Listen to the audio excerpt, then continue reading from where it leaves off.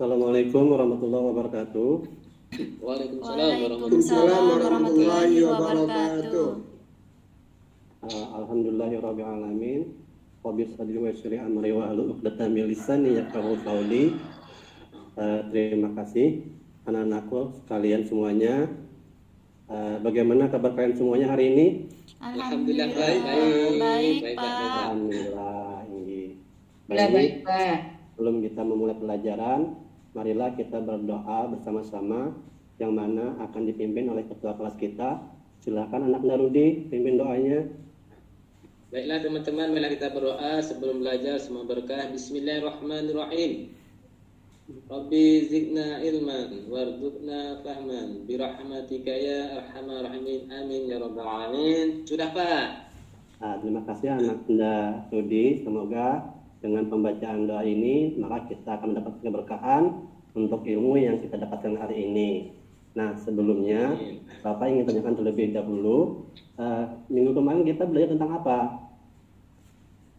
Kalau nggak salah tentang sholat Jumat, Pak. Sholat Jumat, Pak. Masih ada yang ingat tentang pengertian daripada sholat Jumat? Sholatnya hari Sholat yang Jumat. dilaksanakan hari Jumat. Diawali 2 khutbah. Ya, sholat 2 rakaat yang dikerjakan saat tergelincirnya matahari yang bertepatan dengan waktu zuhur sesuai dengan ketentuan yang telah ditentukan. Untuk syarat wajibnya itu adalah bagi para laki-laki dewasa ya. Mungkin itu saja yang kita flashback ke pembelajaran yang minggu lalu. Sekarang untuk hari ini Bapak akan masuk ke pelajaran tentang bab 7, yaitu tentang sholat jamak qashar dan jamak qashar. Namun pada pertemuan kali ini Bapak hanya menjelaskan tentang sholat jamak saja. Nah, tujuannya adalah agar siswaku dapat membedakan antara itu pengertian sholat jamak dan sholat qashar dengan baik dan benar. Terus macam-macamnya, terus sampai dengan hikmahnya. Nah, baik, kita masuk kepada pembelajaran. Nah, yang pertama adalah sholat jamak. Sholat jamak di sini dibagi menjadi 2, yaitu menurut bahasa dan menurut istilah. Menurut bahasa, sholat jamak artinya mengumpulkan atau menggabungkan. Sedangkan menurut istilah adalah sholat jamak mengumpulkan atau menggabungkan 2 sholat fardu dalam satu waktu secara berurutan. Nah, menurut daripada sunnah Rasulullah SAW, sholat yang boleh dijamak itu ada 4, yaitu sholat zuhur, asar, maghrib, dan isya. Sedangkan untuk sholat subuh itu tidak bisa dijamak, sehingga sholat subuh harus dikerjakan atau dilaksanakan secara terpisah dari sholat yang lainnya. Terus yang kedua ada hukum sholat jamak. Apa hukum sholat jamak anak-anak sekalian? Ada yang tahu? Belum tahu, Pak. Belum tahu, Pak.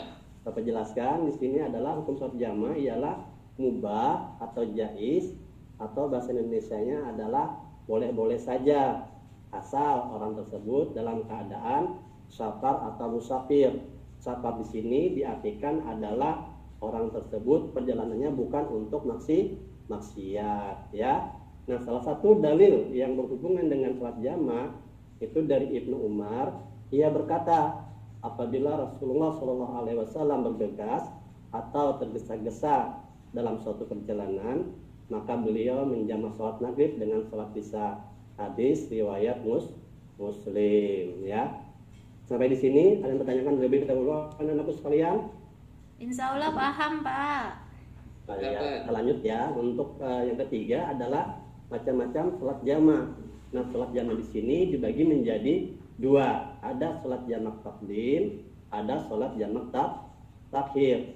Sholat jamak takdim adalah mengumpulkan 2 sholat fardu yang pelaksanaannya dikerjakan pada waktu yang lebih awal. Di sini patokannya adalah waktu yang lebih awal. Contohnya seperti mengerjakan sholat zuhur dengan asar yang mana dikerjakan pada waktu zuhur ya. Sedangkan sholat jamak takhir adalah mengumpulkan 2 sholat fardu yang dikerjakan pada waktu yang kedua. Contohnya yaitu mengerjakan sholat zuhur dengan asar, yang mana pengerjaannya dilakukan pada waktu kedua yaitu asar ya gitu. Terus lanjut yang selanjutnya adalah syarat dibolehkannya sholat jamak. Nah di sini ada 6. Silahkan anak muda Suraji bacakan daripada syarat dibolehkannya sholat jamak. Baik Pak, adapun syaratnya pertama sedang bepergian atau musafir, kedua sakit, ketiga karena ada hujan lebat, keempat karena takut penganiayaan orang kafir, kelima keperluan mendesak, dan keenam harus sesuai dengan pasangan sholat zuhur dengan asar, maghrib dengan isya. Sudah Pak? Ya, makasih anak muda Suraji. Inilah adalah syarat dibolehkannya sholat jamak. Yang pertama adalah sedang dalam bepergian atau musafir. Sudah dijelaskan tadi bahwasanya untuk musafir di sini adalah tidak dalam perjalanan untuk maksiat. Yang kedua sedang sakit. Yang ketiga karena ada hujan lebat. Yang keempat karena takut penganiayaan orang kafir. Yang kelima keperluan mendesak. Dan yang keenam adalah harus disesuaikan dengan pasangan sholatnya, seperti sholat zuhur dan sholat asar, sehingga sholat maghrib dengan sholat isya seperti itu juga ya.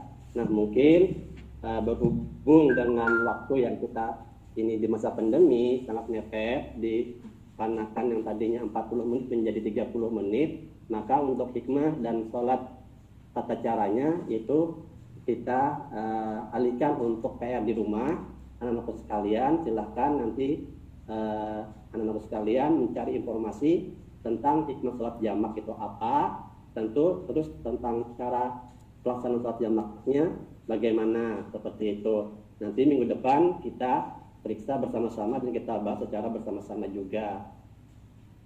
Sampai di sini ada yang ditanyakan terlebih dahulu, silakan anak-anak sekalian, atau sudah paham semuanya? Paham, Pak. Paham Pak? Insyaallah paham Pak. Masih ya, oke. Nah sebelum Bapak mengakhiri daripada pembelajaran kita pada kali ini, alangkah baiknya Bapak simpulkan terlebih dahulu pertemuan kita kali ini, yang mana dalam kesimpulan dalam kajian fikih Allah Subhanahu Wa Taala memberikan rukhsah. Rukhsah di sini adalah keringanan kepada hambanya dalam mengerjakan ibadah ya, yang diberikan Allah Subhanahu Wa Taala kepada hambanya, yang salah satunya adalah bagi orang yang musafir atau safar tadi, yang diperbolehkan untuk melaksanakan sholat baik itu di jamak maupun di qasar selama masih ada unsur syar'inya ya, seperti itu. Sesuai dengan hadis daripada sesungguhnya agama ini adalah mudah dan tidak ada orang yang berlebih-lebihan dalam agama ini kecuali akan mengalahkannya. Hadis riwayat Bukhari. Nah mungkin sampai di sini dulu yang bisa Bapak sampaikan. Sebelum kita mengakhiri pada pembelajaran kali ini, marilah kita tutup bersama-sama pembelajaran kali ini dengan mengucapkan hamdalah. Baik, akhiri salah jelas Bapak mohon maaf, minta alamin dari itu Bapak akhiri. Assalamualaikum warahmatullahi wabarakatuh. Waalaikumsalam warahmatullahi wabarakatuh.